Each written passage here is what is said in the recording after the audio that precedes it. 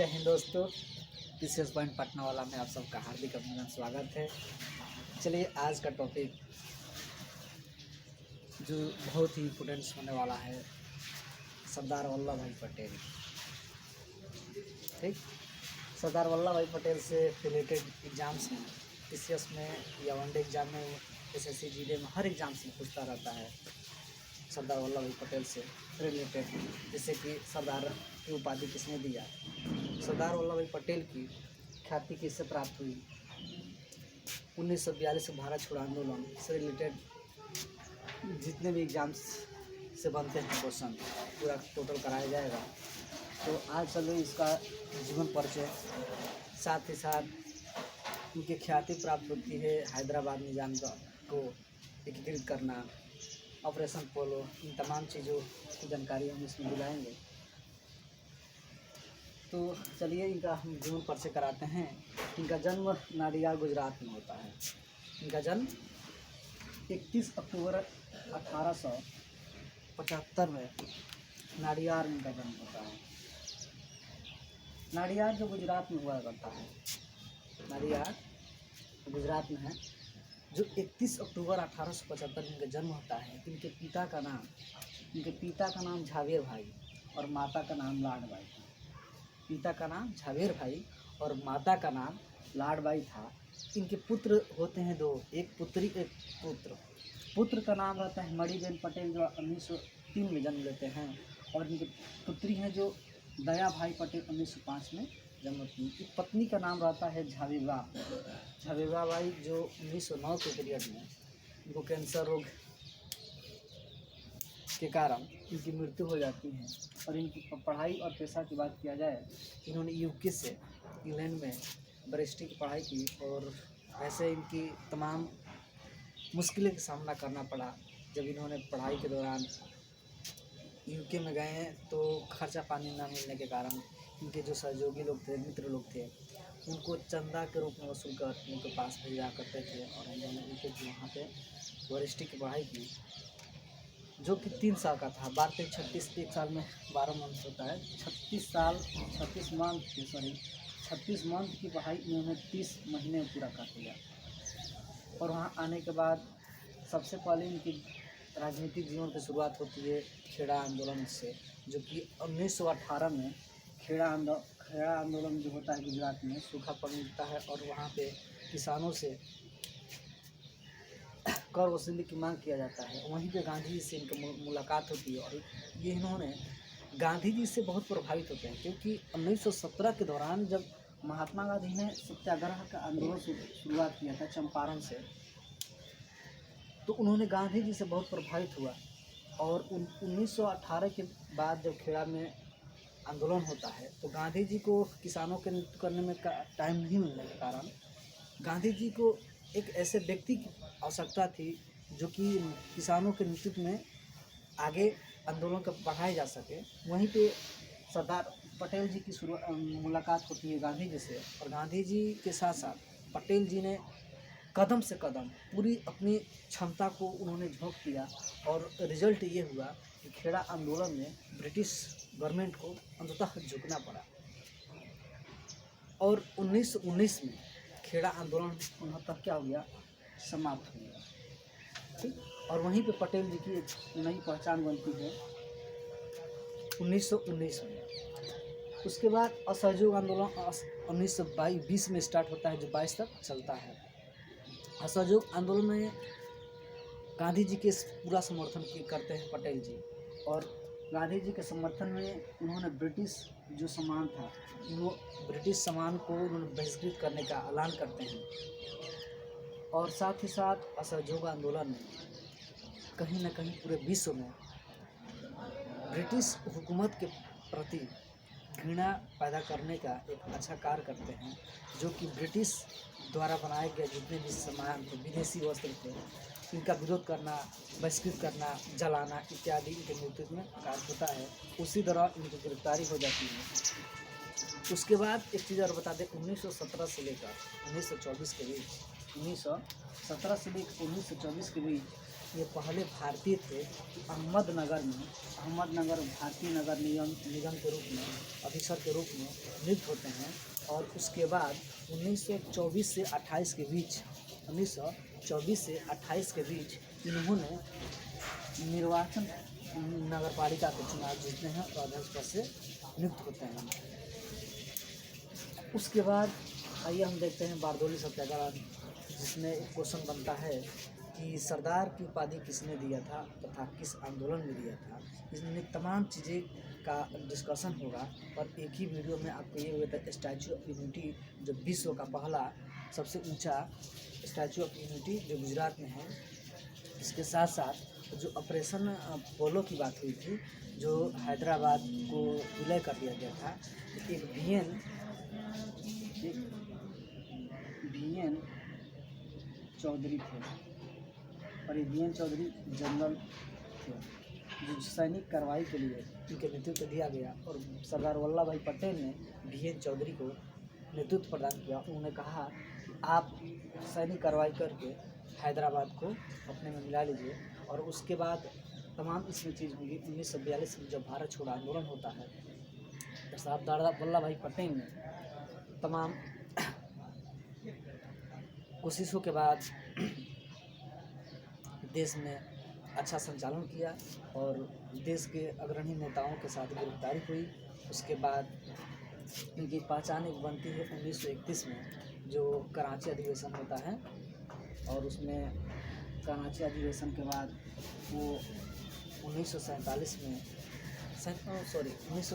के पहले लोग जानते थे कि जितने भी विलय हुआ था भारतीय रजवाड़ों के द्वारा, तो 1947 से पहले ही सरदार वल्लभ भाई पटेल ने ये कार्रवाई शुरू कर दिया था। ठीक, तो इन तमाम चीज़ें इनमें पूरा डिस्कशन होगा और इस तरह से पटेल जी को अधिक से अधिक जानकारी लेंगे, जो कि एग्जाम्स के व्यू से बहुत इम्पोर्टेंस होगा। चलिए आइए हम देखते हैं बारदोली आंदोलन। बारदोली आंदोलन 1928 में गुजरात में होता है। और गुजरात में बारदोली आंदोलन का मुख्य कारण क्या रहता है, तो वहाँ पे बाढ़ और अकाल बहुत पीड़ित किसान रहते हैं। और पूछता है क्वेश्चन कि किस आंदोलन में ब्रिटिश सरकार ने 30% कर में वृद्धि कर दिया था, तो यह बारदोली आंदोलन। और बारदोली में ही सरदार वल्लभ भाई पटेल ने इतना बहुत मेहनत करके और वहाँ पे ब्रिटिश सरकार को झुका दिया। और वहीं पे बारदोली की महिलाओं ने प्रेरित होकर इन्होंने इनको सरदार की उपाधि प्रदान की। साथ ही साथ अंतिम रूप से सरकार को तो झुकना ही पड़ा। उसके बाद नमक सत्याग्रह जो होता है, नमक सत्याग्रह कब होता है? 6 मार्च 1930 से लेकर 12 अप्रैल 1930 तक, जो गांधी जी के नेतृत्व में होता है। इनके साथ साथ सरदार वल्लभ भाई पटेल ने क्या किए, उसमें शामिल होते हैं। अंततः उनको क्या होते हैं, गिरफ्तार कर लिया जाता है। उसके बाद कराची अधिवेशन होता है 1931 में और इनमें अध्यक्षता करते हैं सरदार वल्लभ भाई पटेल। और वहीं पे लौह पुरुष के उपाधि गांधी जी द्वारा दिया जाता है। क्वेश्चन पूछेगा किस अधिवेशन में और तथा किसके द्वारा वल्लभ भाई पटेल को लौह पुरुष की उपाधि दिया जाता है, तो 1931 में किनको लौह पुरुष की उपाधि किसने दिया? गांधी जी को, गांधी जी द्वारा दिया जाता है। ठीक, उसके बाद जनवरी 1931 में फिर इनको गिरफ्तार कर लिया जाता है। और उसके बाद 1937 में कांग्रेस पार्टी का चुनाव होता है और उसमें बहुत संगठित रूप से उस पार्टी को नेतृत्व करने के लिए बहुत कड़ी मेहनत करते हैं। यही देख के ब्रिटिश हुकूमत ने फिर अक्टूबर 1940 में इनको क्या कर लेती है, गिरफ्तार कर लेती है और 1941 में उनको रिहा करती है। अंत में भारत छोड़ो आंदोलन में इनको 3 साल की सज़ा हो जाती है। राइट, फिर 15 अगस्त 1947 में जब देश आज़ाद हो जाता है तो प्रथम उप प्रधानमंत्री बनते हैं। और प्रथम उप प्रधानमंत्री के बनने के साथ साथ वो गृह मंत्रालय, ठीक, उसके बाद सूचना मंत्रालय और राज्य के अन्य मंत्रालयों का इनके पास मंत्रालय होता है और देख रेख करते हैं। इनकी पहचान और ख्याति की जब बात कर रहे थे पहले सरदार पटेल जी के द्वारा, तो भारतीय रियासतें जो थी, ठीक शांतिपूर्ण तरीके से इन्होंने क्या किया, अपने संग में मिला लिया और संग में मिलाया, एकीकरण किया और 3 बातें मुख्यतः रखी उन्होंने कि 15 जुलाई 1947 को इन 3 विषयों को बात रखा कि देशी रियासतों के साथ हम समझौता करते हैं, तो इनके साथ साथ 3 सुरक्षा, विदेश नीति और संचार व्यवस्था के आधार पर इन इसमें क्या होंगे, शामिल होंगे। राइट, आप लोग इसे शट मार लीजिए, उसके बाद बताते हैं।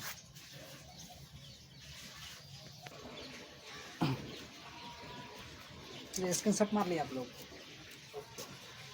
चलिए अब देखते हैं, बात कर रहे थे कि 15 अगस्त 1947 से पहले इन्होंने हैदराबाद और जूनागढ़ कश्मीर छोड़कर जितने भी देशी रियासतें थीं, इन्होंने शांतिपूर्वक, इतने इनके कम्युनिकेशन स्किल थे पटेल जी का कि उन्होंने शांतिपूर्ण तरीके से 500 से अधिक देशी रियासतों को भारतीय संघ में मिला लिया। उसके बाद हैदराबाद को जब मिलाने की बात हुई तो लॉर्ड माउंटबेटन उस टाइम भारत में गवर्नर थे। राइट, इन्होंने सरदार जी को बहुत मनाने का प्रयास किया कि निजाम के साथ समझौता कर लिया जाए और विलय पत्र पर हस्ताक्षर किए जाए। जो हम आपको बता रहे थे 3 चीज़ों पे, सुरक्षा, उसके बाद विदेशी और संचार व्यवस्था को, इनके नियंत्रण को लेकर वे समझौता की बात हुई थी। निजाम ने तो उस टाइम बात मान लिया, बाद में अस्वीकार कर दिया। जब अस्वीकार कर लिया तो सरदार पटेल ने तत्काल कार्रवाई करने के लिए अपील कर दिया और कार्रवाई करने के लिए जो हम लोग यादव परिवार को बहुत यादवों को लिए बहुत हम कड़ी टक्कर की बात देखते हैं। तो जे एन चौधरी जी थे, जनरल जे.एन. चौधरी थे और इनके नेतृत्व में पटेल जी ने ऑपरेशन पोलो के माध्यम से 27 नवंबर 1947 को शीघ्र कार्रवाई करने के लिए अपील कर निर्देश दे दिया और जनरल जे.एन. चौधरी साहब ने ऑपरेशन पोलो के तहत पुलिस कार्रवाई करके, रासायनिक कार्रवाई करके और हैदराबाद को, ठीक। एक बार एच.वी. कामत जी के साथ बातचीत हो रही थी सरदार वल्लभ भाई पटेल की, तो इन्होंने कहा था कि अगर नेहरू जी गृह मंत्रालय में हस्तक्षेप नहीं किए होते और गृह मंत्रालय के अकॉर्डिंग हम लोग को जो इसमें हस्तक्षेप नहीं करना, कहीं ना कहीं अगर हमारे अकॉर्डिंग काम होता तो हम जिस तरह से हैदराबाद को अपने भारतीय संघ में मिलाने का कार्य किया, उसी तरह बहुत शांतिपूर्ण तरीके से हम जम्मू कश्मीर को भी अपने शांतिपूर्वक से हम मिला लिए होते, जो कि आज इस टाइम में भारत के अभिन्न अंग होने के बावजूद भी अभिन्न अंग के दायरे में कुछ क्षेत्र नहीं है। इन्होंने पटेल जी ने कश्मीर को लेकर बहुत, एक और थे गोपाला स्वामी अयंगर जी के, तो गोपाला स्वामी अयंगर जी और पंडित नेहरू के बीच जो बातें होती थी, इनके ये एक दूसरे के प्रतिबंधी हुआ करते थे। तो उन्होंने कहा था कि गोपाला स्वामी अयंगर जी और नेहरू जी ने अगर गृह मंत्रालय के अकॉर्डिंग हमारे हस्तक्षेप नहीं किए होते तो कहीं ना कहीं जम्मू कश्मीर को हम शांतिपूर्वक से मिला ली होती। इसके साथ जब हैदराबाद कार्रवाई जब सरदार वल्लभ भाई पटेल ने कर रहे थे तो नेहरू जी ने कहा था कि इसमें बहुत जोखिम भरा कदम है और इसमें निर्देश दिए थे नेहरू जी ने कि ऐसे कार्रवाई करने में अशांति फैलेगी। इन तमाम चीज़ों को देखते हुए दरकिनार कर दिया पटेल जी ने और सैनिक कार्रवाई करके इस तरह से काम किया। तो कहीं ना कहीं नेहरू जी के अकॉर्डिंग अगर कार्य हो रहा था तो उसमें असुविधाएं इनको दिख रही थी, क्योंकि ये उदार व्यक्ति हुआ करते थे और कहीं ना कहीं एक देश के प्रति एक्शन लेने में थोड़ा हिचकते थे। क्योंकि देखिए एक तरफ 1962 में इनके चीन भारत के बीच जो युद्ध हुआ, तो इसमें कहीं ना कहीं इनकी कमी को दर्शाता है नेहरू जी को। फिर बात आती है 15 दिसंबर 1950 में, जो कि महाराष्ट्र में हृदय गति रुकने के कारण महाराष्ट्र में इनकी क्या हो जाती है, मृत्यु हो जाती है। ठीक, सम्मान और पुरस्कार की बात किया जाए, कहा जाता है कि देश के लिए कुछ करना है, अपने लिए कुछ करना है, तो मुझे एक शेर याद आता है, तन समर्पित मन समर्पित और यह जीवन समर्पित, तन समर्पित मन समर्पित और यह जीवन समर्पित, चाहता हूँ देश की धरती तुझे और दें और कुछ दें और कुछ दें और कुछ दें। इसी के साथ मुझे आप सभी को कुछ करना है, आगे बढ़ना है, वही एक चीज़ है, मात्र शिक्षा, शिक्षा और शिक्षा आपके पास रहेगा तो आप इतना दहाड़ेंगे और इतना आगे जाएंगे, कोई आपको रोक नहीं सकता, बशर्ते कि आपके पास शिक्षा होनी चाहिए। तो वही देश को आगे बढ़ाना है और वहाँ जो क्रांतिकारी हुए हैं, जो हमारे आदर्श हैं, उनका प्रेरणा स्वरूप लेकर, उनसे शिक्षा लेकर हमें आगे बढ़ना चाहिए। तो यहीं पर कहा जाता है कि जब सरदार वल्लभ भाई पटेल को जो पुरस्कार मिलती हैं, उपाधियाँ मिलती हैं, इन तमाम चीज़ों से मिलती हैं, तो उन्हें पे 1991 में जब भारत के लिए उन्होंने कार्य किया था, 1950 में उनकी तो मृत्यु हो जाती है, लेकिन 1991 में देश के सर्वोच्च पुरस्कार जिन्हें हम भारत रत्न कहते हैं, भारत रत्न को उनको 1991 में क्या होते हैं पुरस्कृत किया जाता है। जब भारत रत्न की बात आएगी तो भारत रत्न की स्थापना कब होती है, तो आपको मालूम है कि 1954 में भारत रत्न पुरस्कार से सम्मानित करना शुरू किया गया था, राइट। उसके बाद अहमदाबाद इनके नाम से जो बहुत कार्य किए गए, अहमदाबाद हवाई अड्डा के इनके नाम पर रखा गया, सरदार वल्लभ भाई पटेल हवाई अड्डा अहमदाबाद। उसके बाद गुजरात में विद्यानगर में, ठीक, वल्लभ भाई पटेल विश्वविद्यालय की स्थापना किए गए इनके नाम से। और इनकी उपाधि की बात कर रहे थे, पूछेगा कि उपाधि सरदार पटेल की सरदार की उपाधि किसने दिया था, तो बारदोली की महिलाएं, और बारदोली की महिलाओं ने दिया था। तो कब दिया था, तो आपको मालूम है कि 1928 में बारदोली आंदोलन होता है। और लौह पुरुष जब आपको हम बताए थे कि जब कराची अधिवेशन होता है, और कराची अधिवेशन का अध्यक्षता कौन करते हैं, पटेल जी करते हैं, और उसी को दौरान गांधी जी द्वारा उनको क्या मिलता है, लौह पुरुष की उपाधि मिलती है। चलिए आगे देखते हैं। लेखन कार्य इन्होंने किया जो भारत के हित में था, और भारतीय हित में लेखन कार्य उनको योगदान था। गांधी नेहरू सुभाष लेखन कार्य किया, भारत विभाजन की बातें लिखी, किताबें लिखी, आर्थिक विदेश नीति, मुसलमान शरणार्थी और जम्मू कश्मीर और हैदराबाद से रिलेटेड उन्होंने क्या लिखी, बुकें लिखी, पत्रिका लिखाई। कम गांधी नेहरू सुभाष। दूसरी भारत विभाजन, उसके बाद आर्थिक विदेश नीति, मुस्लिम शरणार्थी, जम्मू कश्मीर और हैदराबाद, राइट। चलिए, स्टैचू ऑफ यूनिटी जो उनके नाम से बनती है गुजरात में, और गुजरात में चुनाव होने वाला है, और इससे रिलेटेड कहीं ना कहीं क्वेश्चंस पूछेगा ही, क्योंकि पूछ देगा कि गुजरात विधानसभा की सीटें कितनी हैं, गुजरात राज्यसभा की सीटें कितनी हैं, गुजरात लोकसभा की सीटें कितनी हैं, गुजरात गवर्नर कौन है, इन तमाम चीज़ें इसमें हम जानकारी देंगे। और स्टैचू ऑफ यूनिटी जो कि 182 मीटर ऊंचा बनाया गया है, विश्व के सबसे ऊंचा प्रतिमा के रूप में प्रदर्शित किया गया है, इसके पहले कौन था, इन तमाम चीज़ें जानकारी देंगे। इसके मूर्तिकार कौन थे, किस कंपनी द्वारा बनाया गया, तमाम क्वेश्चंस और फैक्ट इसमें हम देखेंगे। चलिए आइए देखते हैं। सरदार वल्लभ भाई पटेल के नाम से जो 31 अक्टूबर 2018 में पीएम मोदी द्वारा 143वीं जयंती के शुभ अवसर पर मोदी द्वारा क्या अनावरण किया जाता है।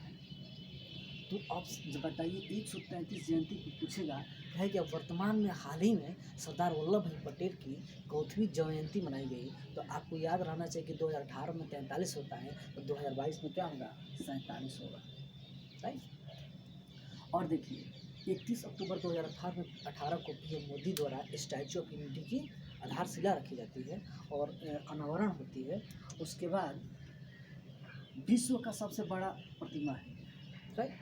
अब विश्व का सबसे बड़ा प्रतिमा है, और पूछेगा कि गुजरात में कहाँ पे है, तो गुजरात में बड़ोदरा के नर्मदा जिले में स्थित है। और नर्मदा जिले में स्थित है वो कहाँ है, सरदार सरोवर बांध के निकट ये साधु बेट द्वीप पे है, साधु बेट द्वीप पे है। और साधु बेट द्वीप पे है, और ये किस स्थान पर है, पूछता है कि साधु बेट द्वीप के पास में हम लिखते हैं तो राइट, नर्मदा जिला के में स्थित है साधु बेट द्वीप पे, ठीक। उसके बाद देखिए, कह रहा है कि इसकी तुलना दो देशों से की जाएगी, एक चीन जो ड्रैगन के नाम से जाना जाता है, और दूसरा अमेरिका। तो देखिए अमेरिका में क्या होता है, स्टैचू ऑफ लिबर्टी जो सन 93 मीटर ऊंची थी, ठीक। और 93 मीटर ऊंची, लगभग इसके दोगुना, ये 182 मीटर बना हुआ है, स्टैचू ऑफ यूनिटी। जब चीन की बात होगी तो चीन में ठीक 153 मीटर कामचैन केंद्रीय प्रांत हेनान में, चीन के केंद्रीय प्रांत हेनान है वहाँ पे 193 मीटर 153 मीटर हेनान में स्थित टेम्पल बनता है और 11 वर्षों में बनकर तैयार होता है। और इसका उसके ये पिछाड़ते हुए 182 मीटर ये ऊंचा बना है। उसके बाद ये इसमें बनने में टाइम कुल कितना लगा था, तो इसके बनने में कुल टाइम 33 मंथ लगा था। 33 मंथ की बाद ये बन के तैयार हुआ। ठीक, चलिए इसकी कंपनी की बात करते हैं कि ये किस कंपनी ने बनाया था। लार्सन कंपनी ने बनाया था और लार्सन कंपनी के साथ क्या थे, टुब्रो कंपनी के संचालक किया सरदार सरोवर, जो क्या बोलते हैं सरदार सरोवर नर्मदा लिमिटेड कंपनी थी, इसके साथ समझौता करके और ये दोनों कंपनी ने बनाया था। लार्सन टुब्रो और सरदार सरोवर नर्मदा लिमिटेड द्वारा बनाया गया था। और इनके निर्माण की बात कर रहे हैं तो एक ट्रस्ट के रूप में संगठित किया गया था। उसका नाम है सरदार वल्लभ भाई पटेल राष्ट्रीय एकता ट्रस्ट, SVPRET का गठन किया गया था जब इसका निर्माण किया गया। राइट, दूसरी आती है इनकी विशेषताएं। जो स्टैचू ऑफ यूनिटी है इसकी विशेषताएं बहुत मूल है। इसमें यह है कि आप एक साथ पर्यटकों के साथ उनकी हृदय गति के पास में बना है लिफ्ट, और लिफ्ट के माध्यम से आप एक साथ 200 पर्यटकों के साथ जा सकते हैं और उनकी हृदय जो है उनके अंदर वहाँ पे खड़ा होकर उस पूरे माहौल का उस नज़ारा देख सकते हैं। उस नज़ारा में क्या देखेंगे आप, तो इसमें सतपुड़ा और विंध्याचल पर्वत पहाड़ियाँ हैं जो एक नज़ारा सिनेरियो बनाने का कार्य करते हैं। देखने को में आप ललायित हो जाएंगे। और नर्मदा नदी का नज़ारा होगा, सरदार पटेल की जो पुलों से बना धारियाँ गिरती हैं उसका नज़ारा देखने को मिलेगा। और इसमें एक ख्वाबी है, एक जो क्वालिटी दिया गया है कि 180 किलोमीटर प्रति घंटा के रफ्तार से अगर हवाएं बहती हैं तो इस मूर्ति का कोई कुछ नहीं हो पाएगा। मान कर चलिए 200 किलोमीटर के आसपास हो जाएगा तो 180 किलोमीटर के हवाएं तेज सहने की इनकी क्षमता है। 6.5 तीव्रता भूकंप पर भी आती है तो ये सहने की क्षमता रखती है। इसके साथ साथ इनकी मूर्ति प्रतिमा में इनमें सरदार वल्लभ भाई पटेल से रिलेटेड जितने भी अनोखी चीज़ें हैं, वस्तुएं हैं, उसमें क्या क्या है म्यूजियम के रूप में सुभूषित किया गया है। बात आती है गुजरात की, गुजरात को देखते हैं। हाँ, एक पॉइंट ये है कि इसके मूर्तिकार कौन थे, तो इनके मूर्तिकार आप जानते हैं राम बनजी सुतार थे। राम सुतार से कहा जाता है, तो राम बनजी सुतार थे और इनके मूर्तिकार के रूप में यहीं उभरते हैं जो कि आज ख्याति प्राप्त कर चुके हैं। राइट, अब बात आती है थोड़ी गुजरात में देख लिया जाए। गुजरात में देखा जाते हैं तो इनके CM कौन होंगे, भूपेंद्र भाई पटेल जी हैं। और आचार्य देवव्रत क्या है, यहाँ के गवर्नर हैं। ठीक, यहाँ के विधानसभा है, यहाँ की विधानसभा सीटें इनको याद करने के लिए 182 है और 182 मीटर क्या है, स्टैचू ऑफ यूनिटी है, याद हो जाएगा। राइट, जब आएगी राज्यसभा की सीटें और लोकसभा की सीटें तो लोकसभा की सीटें 46 है और राज्यसभा की सीटें की 11 है। ठीक, उम्मीद करते होंगे ये रहा पूरा सरदार वल्लभ भाई पटेल से रिलेटेड क्वेश्चंस। और मैं उम्मीद करता हूँ कि आपके एग्जाम्स के व्यू से यहाँ से जितने क्वेश्चन बन सकता था और पूछता भी है, मैं बनाया, दिखाया और आपके साथ प्रस्तुत किया और हमें लगता है कि आप सबको अच्छा लगा होगा। इसी के साथ आप सभी को ये अच्छा लगा और आपके साथ को पढ़ाने में भी मज़ा आ रहा है हल्का फुल्का। धीरे धीरे थोड़ी गति और तेज़ हो जाएगी। तो चलिए आप लोग इसी से मान लीजिए। थैंक यू, धन्यवाद।